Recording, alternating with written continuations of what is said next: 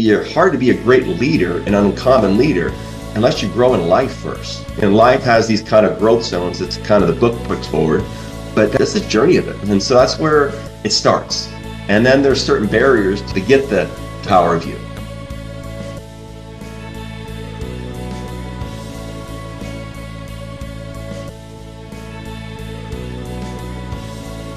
Hey, Uncommon Leaders, welcome back. This is the Uncommon Leader Podcast. I'm your host, John Gallagher. I got a fabulous guest for you today. I've already had a lot of conversation with him. Probably should have had the record button on already. Some of the things we chatted about, I'll try to bring him back up again, but we're going to have a lot of fun. Quinn Harwood is our guest today. We're excited to have him on here. He's a professional certified coach, leadership expert, and the number 15 player in Davidson College basketball history. And he's also played for the LA Clippers as well, so we may get a chance to talk about that. But what we're ultimately here to talk about from a leadership standpoint is he's an author of the new book, Growth Time, a coaching fable, the clear path to unlock your best life in leadership. And Quinn's on a mission ultimately to empower what he calls mission movers. So Quinn, welcome to the Uncommon Leader Podcast. Great to have you on the show. How are you doing today, friend? John, I am excited. I'm thrilled. Thanks for having me on. I appreciate you. Yeah, absolutely. So I want to jump in on that mission mover right off the bat. What is a mission mover? Tell the listeners what a mission mover is in your perspective. It's really catered to the next generation. My heart and passion has been for the next generation. And I call it the zillennial. It's that person at the borderline of Gen Z and the millennial. And they are such a passionate generation, which I'm so enthused to help support. But mission movers, they want to do more. They have a bigger vision or purpose in mind. Some are very clear on it, some aren't, but they have a mission that they want to achieve or pursue. They're not content just to be average or status quo. There's something in them that says, I was created for more. I may be clear and I may not, but I want to move a mission forward. And it's interesting when you look at the culture, how much people in the professional setting want to be connected to a higher vision. They want to be connected to a company with visions, values. They want to make more of an impact. I mean, we're in the influencer generation, right? And people see that there's so much names and sentiment out there. They're like, hey, I want to do something more.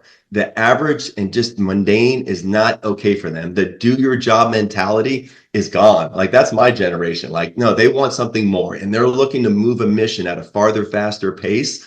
And that's what I'm excited about. And how we get there is the journey. How you help someone move their mission forward. Well, that's where coaching comes in. But gosh, I'm passionate about it. Helping them move their mission, get clarity on their mission. Nothing more impactful for them to reach their potential and everything God's purpose for their life. So I love it. Love it as they go forward. And I love that word zillennial in terms of mixing that up.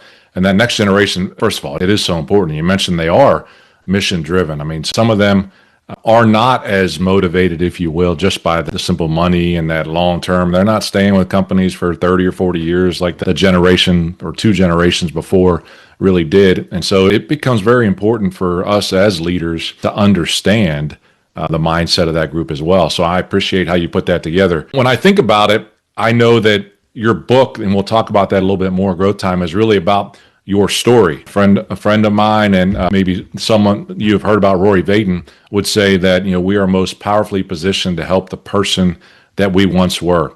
So let's talk about that as a traditional question first before we drop into the book. Tell me a story from your childhood maybe that still impacts who you are today as a person or as a leader. So when I was 15, I was a sophomore in high school. I was a 5'11" kid who couldn't jump over an iPhone. Now, we didn't have iPhones then, but I couldn't jump over it.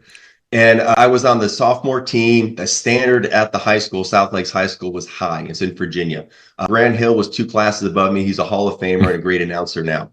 But the standard was high. I had a lot of insecurities and uncertainties about me as a person, as a player. And in that, my JV coach at the time, Irv Green, God bless him, he saw something in me. And he actually moved me from a forward position to play point guard. And I'm playing against athletic people. I feel like I'm overwhelmed, but he just kept sowing belief into me that, hey, you are good at as a point guard. You need this. The team needs you. And he kept sowing belief, even after turnover, after mistake. And he just kept sowing belief into me. And that was just really life-changing for me at that time. I gained confidence. And that was something I struggled with immensely growing up, was confidence. And I see that, like in the Zillennial group, the key thing I coach to a lot is confidence. How you have an unwavering confidence. And that shows up in our communication and our relationships and our willingness to even take steps to move our mission. But in that, I learned that, hey, if someone would believe in me and I could then maybe start to believe in myself, my confidence began to elevate. And in that, I started to play well. And we had a great JV year. We were 23-3. We won kind of our little district, JV competition. And it stuck with me. And it really set me up for success because in that, I then kept growing. By the time I was a senior, I was 6'8". And by the time I got to college, I was 6'9". But I had all those point guard skills that really transferred well to, at that time, my journey in quest to playing the NBA. So I would say that was a really defining story of leadership. And though I continued to struggle after that moment with confidence until I got more into my mid-20s and really understood how to break through these barriers of being a confident person in the way I approached life, it was game changer for me. Love that. And I think you're spot on in terms of back to that Zillennial and the need that they have for mentors who can pour into them, who can affirm who they are as individuals and ultimately recognizing their God-given potential that they have, but helping to build their confidence in the day and age that they are living in right now. You mentioned it, social media and all of the negative things that can come out of that with regards to their doom scrolling and imposter syndrome and all the different things that they can start to compare themselves to. It's very important to have that person. So when you can recognize that you had that person in your life, very cool as well. I want to ask a couple questions off of your story, even at 15, that I might align with just a little bit. So you said you couldn't jump over an iPhone. One of my nicknames in high school when I played basketball was Dimes. And that's what my trainer said, as I call him. He was the athletic trainer. So I call you Dimes because when you jump, I don't think I can slide a dime underneath your feet. And I thought that was actually, while it was pretty humiliating, it was actually kind of funny. But at the time you get to 6'8", were you able to jump a little higher than an iPhone by then as well? You built your strength? Thank goodness my athleticism increased as I grew. And I put a lot of work into it, but thank God I could eventually get over the iPhone. Yeah. Excellent. Very cool. Well, I want to touch on, because we're going to move a little bit back and forth with regards to the mission mover, but you've written this book and you called Growth Time. It's a fable. First of all, you wrote it in form of a fable. Why did you choose to write it like that? And then the second question maybe coming out of that is, who did you write it for? Sure. So I wrote it as a fable based upon influence. When I got into my early 30s and I was working in the corporate culture, in the corporate world, I began to become very invested in a mindset that leadership was my pathway. So results was one process in life, but leadership was the end. It wasn't a means to the end. It was the end. And as I grew in leadership, which I love this podcast, The Uncommon Leader, that's where more results came in my professional career, in it. And so, the journey of it, when you think through it in terms of growth, and the fable came from the influence of others. And so there was an author, I love him. His name was John Gordon, and he wrote, leadership books in short form fable. Yep. And they gravitate towards it. People remember stories. And so you'll probably remember a story out of this podcast, but you probably won't remember all the words you say. And so the stories is what caters to people, and the story paint pictures. A storyteller is one of the most powerful forms of communication we have. And so I said, wow, you know what? I can just write what I've been through, or what I think, or what I know from the coaching space will help people grow and develop, or I could paint this as a story. So that was one layer of why I wrote it as a story. The second one's a little more personal. I have 3 kids, and when I was they were growing up, I used to tell them bedtime stories. And I used to make these characters up named Peter and Tommy. And then my daughter came along and I had to create a person named Ruby. And so if you read the book, you'll know that some of those names are actually in the book as far as the connection point, not my kids' names, but these characters. And in that, as I told these stories, they always had a purpose, a fable, had some kind of growth lesson involved with them. And so when I began to be inclined and I got moved to get into life and leadership coaching in the COVID time period, I said, man, if I'm going to write something, I want to do it in story form. And I know that's a place where stories remember people. And that's what I hear feedback about the book. Hey, this part of the story. Hey, this journey. Hey, it's written as a person actually traveling down the journey of life. And there's different stops they make along their journey. And there's different villages they visit. And each village is really a symbolic portrait of where they need their growth to continue to move their mission forward. And so it's really kind of that parallel. So that's kind of why it came as a coaching fable. In terms of the audience, man, John, it's that next generation. I almost start to tear up because I think, out of your pain, you find your purpose. And I think the journey of it is some of the painful lessons of my life and some of the fractures and just some brokenness and the challenges and trying to find who I was and try to find my confidence and getting past this enemy of self-doubt, imposter syndrome, and just the stress and anxiety that comes from it in life. I just was like, oh, I mean, I identify with it. And I know that in terms of my mission moving, if I can leave and impact the generation after me, this world's going to move in a better place and their lives will be better and they'll be more fulfilled and more energized about their life and their story. And they'll make more of an impact and that'll eventually filter down to their family and their home. So, for me, it's like getting that zillennial, getting that person who's just getting through that journey in the corporate world. Maybe they got a job, maybe they got an entrepreneurial vision, but they're in that space where I'm kind of doubting certain things. I don't know if I can really do it. But hey, I got confidence in some areas, but not here. And I just want more. I want to be a mission mover. I want something bigger for my life. And I'm just trying to climb and get there and figure it out. So I wrote it for them, man. I really wrote it for them. And it's just what my heart beats towards. So, and I had fun. That's good. You changed the names to protect the innocent a little bit. But what I really want to know, and this is a fun question, was it really a T-top Camaro or did you change the name of the car as well? No, man, it was a T-top Camaro, man. Yes. Man, I'm so jealous. Goodness gracious. I mean, my college car was the 81 Citation. So, I mean, I can't imagine the T-top Camaro and, pulling that glass off of there, riding around with that thing, man. That had to be time of your life. But I'm sure there are other stories that go along with it, no doubt. Yeah. Yeah, that Camaro, and it was my prized possession, man. I was holding on to something in life, and it's funny what you hold on to. If I own one thing, if I could put my anchor in something, and eventually I learned that those are kind of fleeting. But it took a graduated from college. It was the Cavalier Z24 for me, and that was probably pretty close again in timing. But I think it's fun. My wife, when I got married, I ended up trading that in for a 4-door Pontiac Grand Am. Got rid of that aqua green Cavalier Z24 for a sedan. Oh well. That's what it's like to be married sometimes, And I love my wife, but she made me trade my car. Did you get back into a sports car?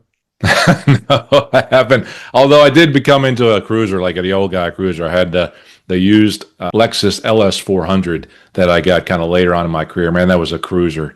It was like being in, the living room kind of when you're riding around. And both my sons drove that car through high school. And they didn't think. I took a picture of them when they were 7 years old in front of it. And it was already old. And I said, you guys are going to drive this car in high school. And they're like, no way. It's not going to be around then. And sure enough, they ran it into the ground. Anyway, sorry. This isn't about cars, right? This is about leadership growth and things like that. But that's part of our life in terms of those stories and those cars. Look, the other thing that I love how you told the story, and I assume it's yours in there, is that, each of these key points that you go through, you kind of named them after these little cities, right? Uville, Exitville, Showville, Peepsville, love that, Grindsville, Clearville, these towns that kind of go along with that. And the first one really that hit me, the Uville, is the power of you. Okay, so we're going to dive a little bit into that book a little bit. I'm going to kind of talk about, barriers and things like that in your coaching, but what's the power of you when you kick off the book like that? In terms of even in leadership, like it's coming to wrestle with yourself. Like it's coming to grips in terms with yourself. And I can remember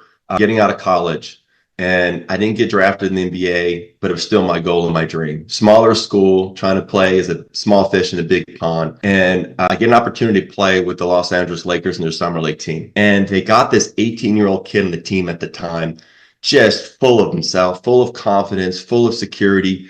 And this guy's Kobe Bryant. And we're having fun at practice. We're doing shooting competitions. He's 4 years younger, high school kid, telling me he's a better shooter than me. And I'm like, no, you're not. But I knew something was different about Kobe because of his confidence. And he had this unwavering confidence, specific probably to basketball and in himself and what he can achieve. And, a mission mover. And at the core of it, I lacked that. I was wrestling with me. And I was still wrestling with to find out who was I? What made me good? Where was I strong? What was my identity? And what could I put some anchors into? And there was a lot of things I was putting anchors into that kept moving. They were like moving targets. And I realized that, man, I don't have what he has as confidence. And the power of you, when you're in that place of pain, and the problem is you're self-doubting and you're not really sure, you may portray a sense of confidence, which I could do very well. But it was a mask. It was just a clear mask to present that. Inside, it was just restless nights, and uncertainty, and just kind of like staring at screens and playing video games. And today it's like people that are scrolling or navigating through one TikTok after the other. And it's just like this restlessness. So in my journey, the power of you was about getting clarity on me. And the power of you is about you coming to clarity on who you are, what your purpose is, and then how you want to choose to live your life. And the clarity on that gives us power so that we then have more confidence. And I missed that, right? And I didn't have it at the level of the places I needed it. And so I looked at it from two places. In my early 20s, I really had a radical conversion to Christianity, to Jesus. And I kind of got challenged in certain ways and I didn't know answers. And it started this whole, I call God improvement journey. What did that really look like for my life? Didn't have a really strong faith background. But in that, call it self-improvement and God improvement. And so the journey of really getting clear on the power of you is understanding your purpose plan for as a human here, but also God's purpose plan. And when those combine together, there's just some anchors, there's just some confidence. So in the book, and I won't kind of give all the details away for people that want to grab it, but the journey is getting clear on the purpose plan for you as a human functioning in this world and what that looks like. And then what is God's divine purpose plan and how does that work? And when they intersect, man, it was an explosion in my own personal journey. I still went through painful journeys. I've got a host of a roller coaster in life. But that confidence is what then carries me through. So I can continue to move the mission I'm on in my life without being taken out, overwhelmed, fatigued, drained, stressed. That's the power of you. And if you can help the journey, I know you're big on growing champions, John, which I love your website. That's where the growth really begins. And that sets you up for your personal growth, but also sets you up for your leadership growth. And that's the journey of it. You're hard to be a great leader, an uncommon leader, unless you grow in life first. And life has these kind of growth zones that's kind of the book puts forward, but that's the journey of it. And so that's where it starts. And then there's certain barriers to get to the power of you. Come on, keep going. Tell me the barriers. What are the barriers? That's what we really need to know, right? The barrier, like the really entry point in the journey we're all on it as humans, in which I was at that journey in my early 20s, just trapped in Uville. And it's just interesting place of Uville where we get really self-focused. So as much as we want to move our mission forward, there's this self-focused journey that really just alienates, isolates, like it's within us. It's humanity. We're not going to get rid of it, but it's that self-focused journey. And behind that, there's a virus I call, there's a virus that's inherent to us all. And it's called this pride ego virus. And so that virus is kind of like, and I wrote this during COVID, so I use the analogy like a virus. It's infected with us. And to some degree, that virus in some people has a lot of symptoms. And in some people, maybe it doesn't have as much. But there's this kind of resistance we have to change. And there's this resistance we have to growth. And there's a resistance at some level we have to accepting some truth. And so, that becomes the barrier, getting out of ourselves and letting go of our walls. And that really happened to me in my early mid-20s. Like I can distinctly remember just feeling so disengaged and disconnected. And I still had to show up the next day. And I still had to show up to play sports and athletics. I was playing, pro basketball. But my gosh, I can remember nights where, I was sitting there playing my Sony PlayStation, NBA, John Madden. And man, I'm just trying to numb out, right? And there's a shot of Southern Comfort nearby. I'll just take a few and just kind of numb out. And man, it's just the weight or the pressure of that. It's like, ooh, it becomes a barrier. And so to get past that self-focus, to not just withdrawal and get within, you've got to start to explore. You got to break through that self-focus. You got to break through that self-focused vision. You got to say, it's not about me. And we can't let our pride or ego get in the way. It's not about me. It's about something bigger than me. And I think in the journey of my life, Christ, Jesus was that pathway to say, okay, it isn't about you, Quinn. It isn't all about your mission. It isn't all about your dreams and your goals and what you want to achieve. There's something bigger elevated for you.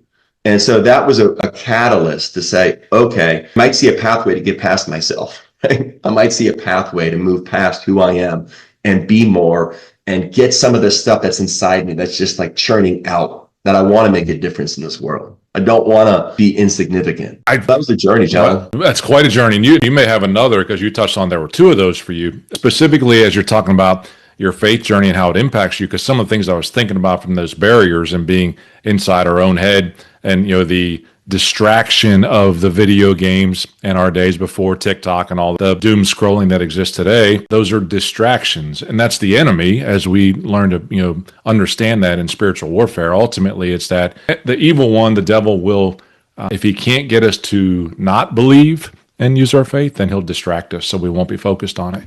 And that's so important to be able to intentionally know that voice is always going to be there on both sides. It's our society, okay, that, it exists inside of our society, but our way of getting out of it is being very intentional. So I'll step out of your book for just a second and something that you do on a regular basis to help people overcome those barriers. And that's your Monday Movers mindset message. Common leaders, hope you're enjoying the episode so far. I believe in doing business with people you like and trust and not just a company name. That's why a strong personal brand is essential, whether you're an entrepreneur or a leader within a company. Brand Builders Group, the folks who have been helping me refine my own personal brand, are offering a free consultation call with one of their expert brand strategists. They'll help you identify your uniqueness, craft a compelling story, and develop a step-by-step plan to elevate your impact. So head on over to coachjohngallagher.com/BBG, as in Brand Builders Group, to schedule your free call and take the first step toward building a personal brand that gets you noticed for all the right reasons. That's coachjohngallagher.com/BBG. Now, let's get back to the episode. You encourage these folks to start their week off on purpose. And with momentum. What is the message behind that, and how do you get them going? It is, John. It's about intentionality and some of the solution, right? If we have this problem of self-doubt, if we have this problem within us where we're imposter syndrome, if we have this thought of, I'm just not firmly believing in myself, or I'm firmly believing in my mission, right? So when we walk through that, we need some strength. We need some direction, and we need to be coached through those spaces.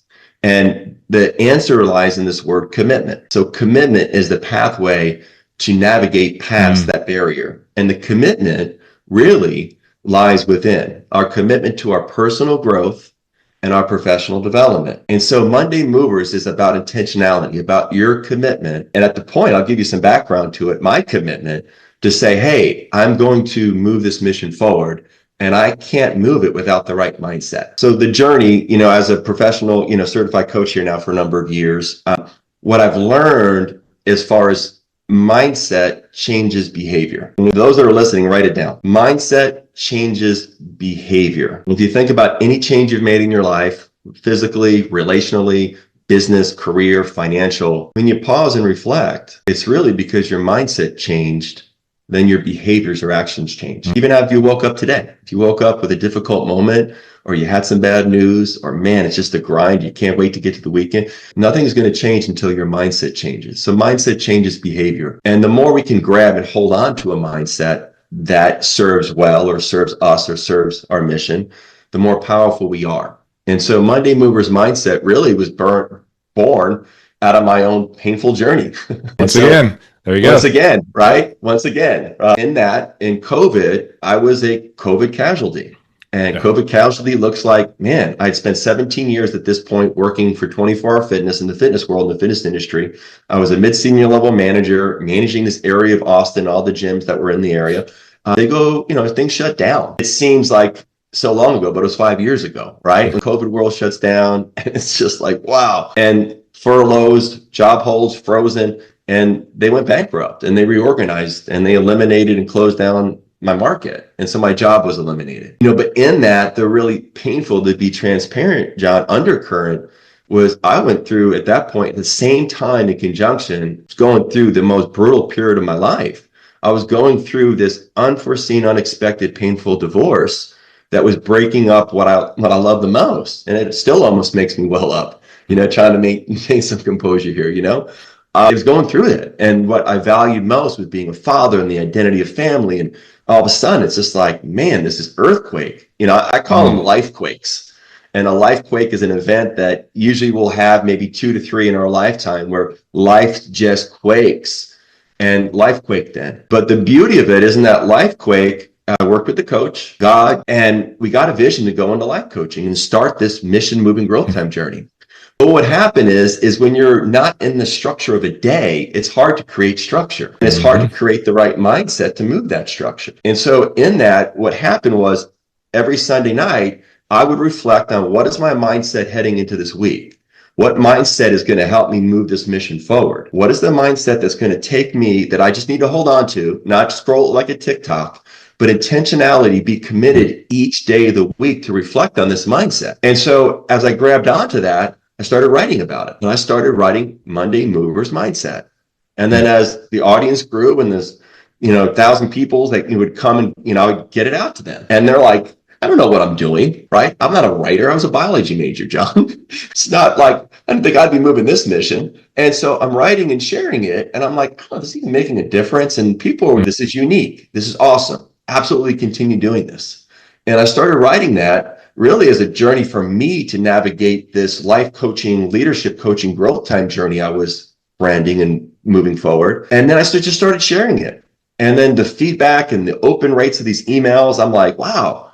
Like, it's really helping people's mindset. And even the concept of it is being committed to mindset that will move your mission. Being committed to a mindset that moves your mission. Not scroll it, not TikTok that sucker, not like just move on, not like, hey, I got that for 30 seconds, then I'm gone to the next one, the next thought. There's a sticky power. And that's really what's helped me. I know that's what the solution is really. Like for the audience, the Zillennial that's listening to, yeah, it's like leveling up that commitment. Leveling up that commitment is going to be a pathway to build your confidence, right? To move your mission, to find that fulfilled life, to impact with your leadership, to making the impact God's created you to make. So that's a heck of a long answer, John, but I try to give as much space to hopefully help as much people as we can with the thought.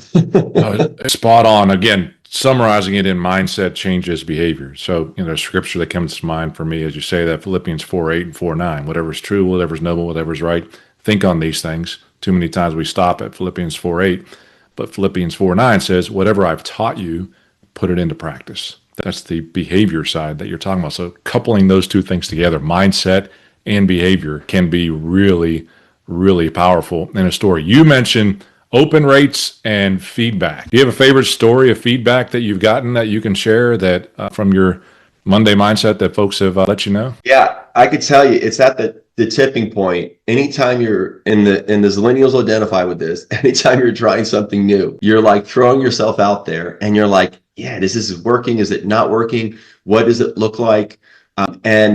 There's two stories with it, but one was like, I don't even know if anyone's really paying attention. Like, is this message that I'm moving really making a difference? And getting a feedback from someone I didn't know. So it's not just like people that are friends and family, right? Someone emailing in and saying, hey, this is so unique and brilliant. You've got to continue these. They didn't even know I was thinking about maybe stopping it. They had no perception that I was probably like, is this really a value add? Does it really make a difference? Does it really help anybody? And it wasn't long. And I noticed that some of the most impactful things are said in short bursts in life, short power words rather than long stories in that sense.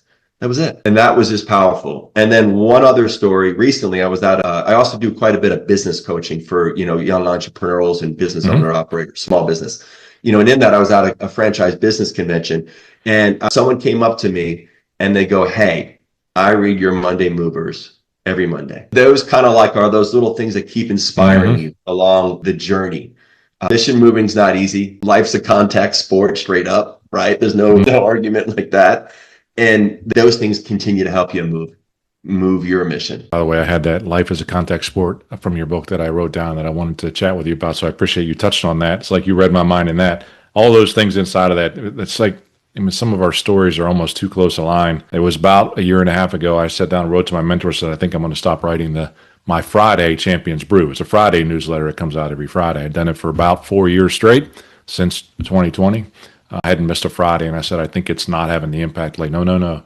You got to write more and you got to write different. And, when I really started to write from my heart more than, in essence, retelling what others were doing, it changed the impact of it dramatically. And I've really found power in that, and some of that feedback that you're sharing is so cool. I think we have Monday and Friday covered. And then I got a really good friend who does the Wednesday wake up call video on LinkedIn. So we got Monday, Wednesday, Friday. We need to find a Tuesday and Thursday partner, and we got this thing covered, man. No doubt about it. Plenty of people for Sunday. We got them. They got the pastors. They got all that taken care of already. We can rely on Craig Rochelle or Andy Stanley or somebody like that to tell that story. But I appreciate you sharing. Let's talk about you and how your Mondays start out. So what's a unique habit or two that you have that gets you prepared for the week, for the Monday? I'm a fitness holic. Fitness, even I worked in the industry, but it's just been something part of me, in the third section of the book, which I get to, it's about personal liberty and personal freedom. And it's the concept of us being three-dimensional, body, soul, spirit, and how you coach to that. But physically moving my body is how I start off Mondays. And so I'm your 5 a.m. club. By 5:30, I'm at the boot camp I go to, Burn Boot Camp, great brand. Okay. I do a lot of coaching for them. It's awesome. But I go there, work out, come back. That's my mindset. And it's about a 10-minute, 15-minute drive. So on that, I'm in reflection, I'm in thought, and I'm in prayer, or I'm just killing it with some music. I'm just driving some music home. I've got something pumping in the bass, and I'm just going down the road on my own journey and just getting fired up and getting that self-talk going. Yeah, this self-talk is so good. Oh gosh, and now you're aging yourself, and I wanted to know how true it was. I wrote it down. The songs that you mentioned in the back, Fire and Rain, little JT. So you're still listening to JT all the time. Your little Don McLean, American Pie, Steppenwolf. You blaring that on Monday mornings as well? And then come on, Eminem. Now you're stepping outside my comfort zone when you got Eminem in there as well. I got the other guys covered. I might throw a little Garth Brooks in there instead of Eminem. That's great. Yeah, I got to say those were songs or themes that kind of ran the gamut. Definitely the Eminem song, "Lose Yourself" was a powerful. And for those who are hearing, that's a little small theme that you'll get in the book when you grab a copy, which would be great. But yeah, that's probably not it. The Born to Be Wild was born out of Davidson Wildcats, and we used to come out and play to that. But my playlist has been updated, man. I think my playlist is in a different spot. All right, what would your leadership walk-up song be now then? It's a good one. What would my leadership walk-up? Man, there's so many songs that just flash through my head, but I don't know that I can call them leadership walk-up songs. I would still, the one that's moved me, right, is the one I lead sometimes in the story. It just has a different feel to it. Like the Eminem song, "Lose Yourself," right? You get one shot. I think there was such an edge in me as a young person. And even sometimes it wants to rear up a little bit. There's an edge I live life or play with. But the thought of it is that you may get knocked down, you may miss a chance, but it's just about getting up and keep shooting. Keep shooting the ball, taking your shots. And I work a lot, and that's a basketball metaphor, but in the coaching world, in the journey of all the clients I coach, it may be taking that shot at having that savage conversation when you're a leader in a group. So you're obviously having to learn how to take ownership, and you got to take the shot of what really ownership looks like in terms of the Uncommon Leadership podcast, right? When you're grinding out for results, you have to continue to take that shot. And sometimes that's the hardest thing. But the journey of it is, and that's, you might as well look at me as a confidence coach here, like when people are playing in their confident mindset, in a confident frame, and the growth time journey walks you through the growth that's needed to really live your best life and walk in powerful confidence. It's a game changer. Like it's a game changer. So you just got to keep shooting. Got to keep shooting your shot. Good shot. Okay. Quinn, you heard me before we hit the record button. I talked about one of my favorite things to do is kind of move into the acknowledgments section of the books as well that leaders write and, who's impacted them. And there was a quote here that I want you to touch on that impacted. It said, help others, was the quote. Tell me about that quote that showed up in your book at the end. Yeah, John. Man, it just brings up emotion. It brings up my emotion for sure. That's my dad. My father passed away a couple years ago, but that's not why I'm welling up with it. He was a great story. I think it just dives deeper into the father-son relationship and the vision my dad got in his late 80s. And it just was like a symbolic path of our journey, him and my dad together. A lot of my fire and rage growing up was coming from a broken segment of home. And a lot of it was based on, I felt like, how that relationship with my dad was. And so in that, in my early 20s, I made a decision to forgive my dad, choose to reach out and love him. Eventually, my faith actually led him to Christ, and his world changed at the age of 59, and his whole vision changed. Amen. Wow. A man that was self-focused and a corporate executive, worked for Mary for 40 years. You're talking about a high performer, but was, just enslaved and self-focused, right? And, in that story, his life changed. And there was a lot more to my dad's story. But as he got older, he had this vision of, man, my whole life is about helping others. And that became clear. And he actually, towards his later years, and he unfortunately went through a significant decline his last couple of years with like an Alzheimer's, issue, right? But in that, he helped others. The first kind of seed he planted was a gift, to help me navigate growth time and helping others, his son, go help others. So it definitely brings up a lot, John. And it brings up a lot. It brings up a lot of emotion when you bring the dad into the story here. That's a great question, John. But yeah, it brings up a lot. And so to help others is something just, it's carrying on the mission that was kind of like the father's blessing of going forward and moving this mission of growth time to help that next generation, which he was a broken inner city kid from Baltimore. And his journey became in his 60s and 70s to how to help those disenfranchised kids, how to help them and navigate them with his skills, and so, it's all about the Zillennials, man. It's all about helping that next generation do more, be more, move their mission. And there's a lot of pathways to do it. And the journey of it is growth time helps them have a clear path. It's a clear path. It's 1, 2, 3 in life. It's 1, 2, 3 in leadership. Here's the key things where you need your growth. This is going to help you have strong convictions and walk with confidence. Yeah, that's more preach mode right there, John, but that's where my heart was at the moment. No, I appreciate you sharing from your heart on that question, and thank you for allowing me to kind of ask and go through that. I do appreciate you sharing, and I can understand that. We could probably talk about dad relationships for a long time. As I bring us kind of pretty close to a close here, we have a mutual contact in Bob Wheatley, who we've gotten to know. And when I had him on my podcast the first time for being an author, his first book that was out, he talked about the book test. And so I'm going to have you complete the book test for your book, Growth Time. What do you want folks to feel, and what do you want them to do after they've read your book? And they kind of set it up on a shelf, like, the one behind me for folks who are watching on YouTube, see my bookshelf behind me.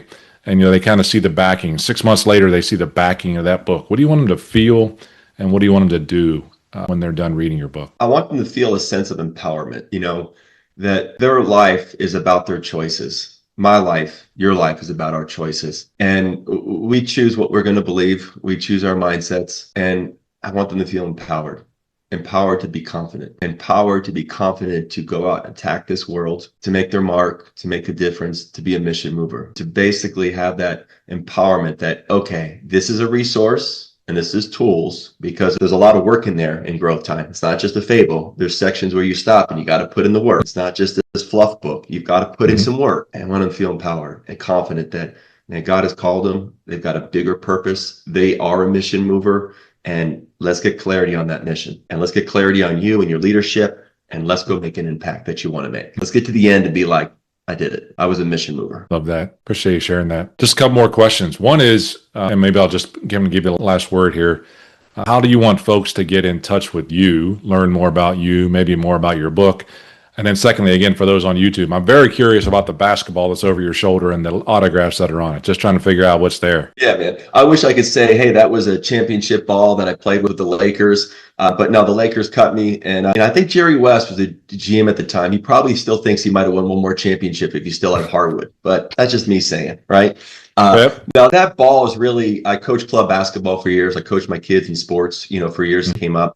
And that basketball was something they gave me, like with all their names and all the kids. So it's really about and they're really Zillennials now as we speak. It's about their names and their symbolism. That's what's on the ball. Excellent. All right. How do folks learn more about you, Quinn? Where do you want them to get in touch with you? The best thing, and I could think that if you've listened this far and something's moved you and you've had this inclination that, there is something more to this growth time for me, right? There is something more for me as a person, and your faith is activated or your mindset's stirred and you're like, yeah, that's what I want for my life. I want to be a mission mover. I want to be that person who finds confidence and significance.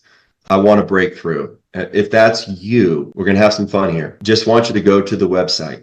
Okay. Just go to mygrowthtime.com. So mygrowthtime.com, mygrowthtime.com, and get connected to Monday Movers mindset. Just get connected to it. It's free coaching. Nothing more powerful for a coach to help you go further and faster in your journey. Just get connected to it. And I will say this for 3 people after this that go ahead and go to mygrowthtime.com and click on Monday Movers Mindset and subscribe. I'm going to send you a copy of my book. And in that book, I'm going to sign it with a personalized encouragement note that I will even pray over that would hopefully speak life and empowerment into your story. So first 3 people that go on mygrowtime.com, click on the Monday Movers Mindset, it's free. I'm going to send you the book. Everyone else, because there'll probably be a lot, hopefully, I will go ahead and put you in a raffle, and we'll throw another 1 or 2 out there for you too. We'll have fun, but I'll reach out with Excellent. that. That is the best way to connect. And that's me thinking, how can I help them? It's about coaching. That's what I've done for 5 years now, is professional life coaching, leadership coaching, and business coaching. And that is a powerful pathway, coaching. And I know, John, you've been a coach for years, right? Coaching, right, and the power of coaching and the essence of coaching and how it can empower people is just transformational stories. I wish I could share one after another with you of all the clients I coach. And it's mind blowing. So it's my gift to say, get connected to free coaching. Yeah, and it starts with that Monday morning newsletter. I mean, I can sense that. Absolutely. So I will make sure to put a link to that in the show notes as well, so that folks can get back to it really easy. And very gracious for you to offer books to the listeners as well, and certainly to both sign and pray over those 2 things.